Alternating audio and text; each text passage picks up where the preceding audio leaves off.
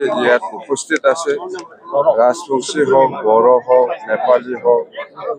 বা মুছলিম হওক বা গাৰো ৰাভা নাগজুকি চিত্ৰদল আদিবাসী সকলো জাতি জনগোষ্ঠী ইয়াত উপস্থিত থাকি পেলাই আজি জুবিন গাৰ্গ ডাঙৰীয়াৰ যিটো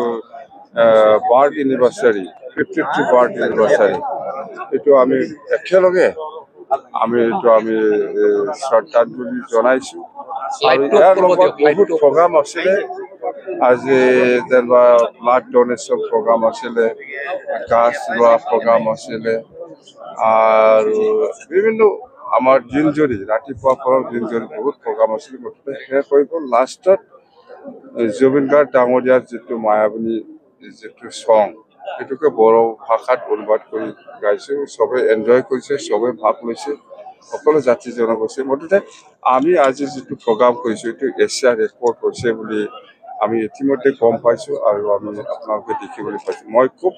সুখী সকলো বিটিচিবাসী ৰাইজক মই ধন্যবাদ যাচিছোঁ আজি জুবিন গাৰ্গ ডাঙৰীয়াৰ যিটো বাৰ্থ এনিভাৰ্চাৰী